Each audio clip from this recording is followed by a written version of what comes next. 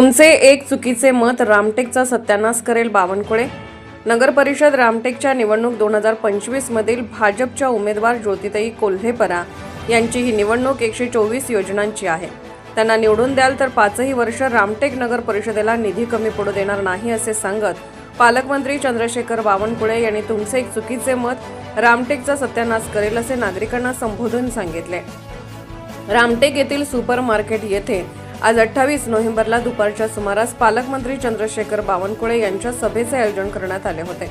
यावेळी मंचावर प्रामुख्याने पालकमंत्री चंद्रशेखर बावनकुळे, माजी आमदार मल्लिकार्जुन रेड्डी, राजू पोद्दार, माजी जिल्हाध्यक्ष आनंदराव राऊत, माजी जिल्हा परिषद सदस्य सतीश डोंगरे, भाजपा नागपूर जिल्हा ग्रामीण उपाध्यक्ष उदय सिंग उर्फ गज्जू यादव, निवडणूक भाजपा नगराध्यक्ष पदाच्या उमेदवार ज्योतिताई कोल्हेपरा यांचेसह संजय मुलमुले, योगेश म्हात्रे व निवडणुकीत उभी असलेली भाजपाची उमेदवार मंडळी उपस्थित होती। दरम्यान पालकमंत्र्यांनी आपल्या भाषणामध्ये महिला बचत गटांना मोठे सहकार्य करणार असल्याचे सांगितले। तसेच आमची 4 चाकांची गाडी असून त्या 4 चाकांमध्ये पहिले चाक पंतप्रधान मोदीजी, दुसरे चाक नितीन गडकरी, तिसरे चाक मुख्यमंत्री फडणवीस आणि चौथे चाक मी असे असून या गाडीमध्ये ज्योतिताईसह निवडून आलेल्या भाजपच्या उमेदवारांना घेऊन मोदीजींकडे न्यायचे आहे, तेव्हा तुम्ही यांना निवडून द्या असे आवाहन त्यांनी यावेळी उपस्थित नागरिकांना केले।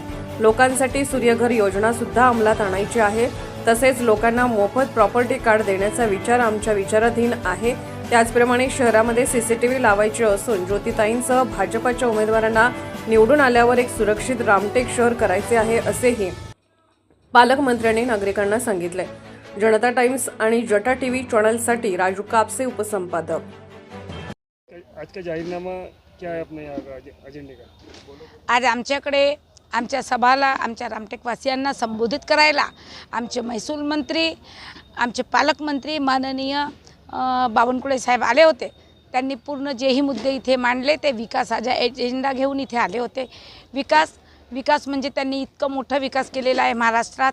आता तुम्ही सर्व बघत आहे, नागपूरला मेट्रोचा विकास झालेला आहे, प्रत्येक गाव प्रत्येक दार सुधारलेलं आहे, ग्रामपंचायत सुधारलेलं आहे। त्याच्याच बळावर त्यांनी सांगितलं की जर नगर परिषदमध्ये आमची भारतीय जनता पक्षाची जर सत्ता येईल तर तिथे आम्ही जेवढे होऊ शकेल तेवढे विकास कार्य करू। विकासाची 4 चाकी गाडी त्यांनी नगर परिषदवर आणून ठेवली असं सांगितलेलं आहे आणि त्या विकासाची गाडीचा त्यांनी मला ड्रायव्हर बनवून तिथे पाठवावं असं त्यांनी सांगितलेलं आहे। विकासाचं म्हटलं तर पहिलं त्यांचा मुद्दा होता एक अंबाला तलावाचा। त्याच्या आम्ही तिथे महिलांसाठी स्वतंत्र स्नानगृह निर्माण करू बोलले। महिलाच्या स्वयंरोजगारासाठी त्यांनी भर दिला आहे। विविध गृह उद्योग इथे रामटेकमध्ये आपण आणू त्यांचं म्हणणं असंही होतं। प्रत्येक बचत गटला आपण 1-1 लाख रुपये देऊ असं त्यांनी आमच्या महिलांना सांगितलं। त्याच प्रकारे रामटेकात नियमित पाणी पुरवठा व्हावा व ते स्वच्छ पाणी पुरवठा व्हावा। फिल्टर वॉटरची सुद्धा आम्ही त्यांना डिमांड केली होती आणि त्यांना ते सुद्धा मान्य केली की ताई तुम्ही जिंकून या, आपण प्रत्येक घरी प्यायचं पाणी जे आहे तो फिल्टर पाणी पाठवू असं सुद्धा त्यांनी म्हटलेलं आहे।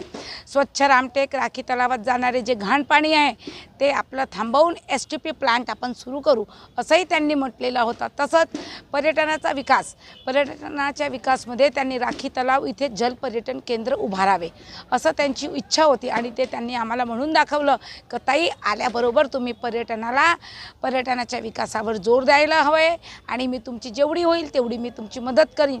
तुम्ही माझ्याकडे कोराडीला या, तिथून आपण नागपूरला जाऊ, नागपूरवरून आपण दिल्लीपर्यंत जाऊ, जेवढाही फंड लागेल मी तुम्हाला देईन।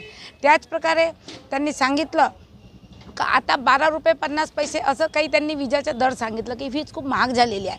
म्हणून म्हटलं त्यांनी का ताई तू प्रत्येकांचे 10-10 लोकांचे नाव घे आणि माझ्याकडे पाठव, प्रत्येकाच्या घरी मी सौर ऊर्जा लावणार आहे। आता आपल्या सर्वांनाच माहीत आहे का सूर्यघर म्हणून आपण एक सौर ऊर्जाची स्कीम लावता। त्या स्कीममध्ये ते प्रत्येक 10 घराला आपल्यातर्फे ते सौर ऊर्जाचं ते सिस्टम लावून देणार आहे। त्याचप्रकारे त्यांचं म्हणणं होतं की हा रामटेकात रोजगाराची संधी निर्माण करून आणि रोजगारांची संधी निर्माण झाली तर 4 लोकांना रोजगार भेटेल, प्रत्येक परिवाराला आर्थिक सहायता होईल।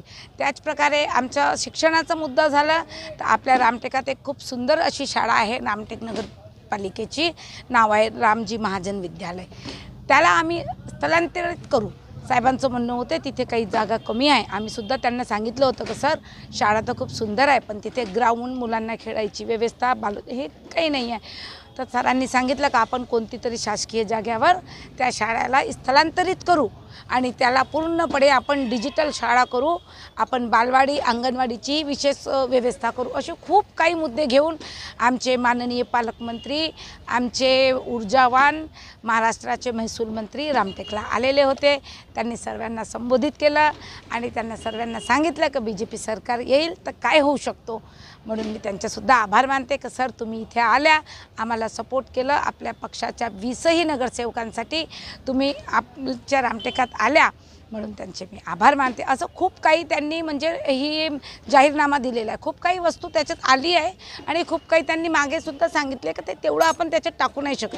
पण ते तुम्ही पाहू शकता की भारतीय जनता पक्षाचा विकास सर्वांच्या डोळ्यासमोर आहे, काही लपलेला नाही आहे.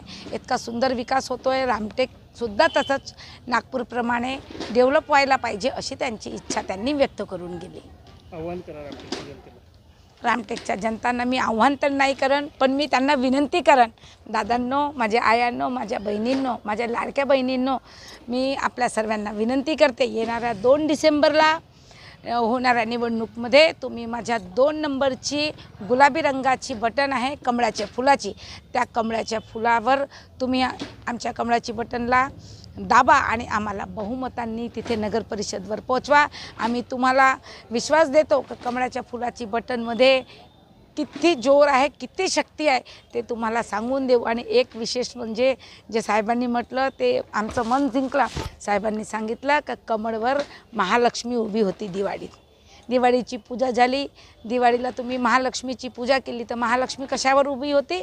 कमळावर. साहेबांनी म्हटलं इथे सुद्धा महालक्ष्मी रूपी ज्योती तुमच्या कमळावर उभी आहे. तुम्ही सर्वांनी ह्या ज्योतीला कमळाची बटन दाबून विजयी करा. आणि जसं माझं नाव ज्योती आहे तसंच मी सर्वांना आशा करते की रामटेकात मी ज्योती पसरवणार, कुठेही अंधार होऊ देणार नाही. तुमचे सर्वांची लाडकी बहीण ज्योतिताई कोल्हेपरा. Subscribe now and press the bell icon. Never miss an update.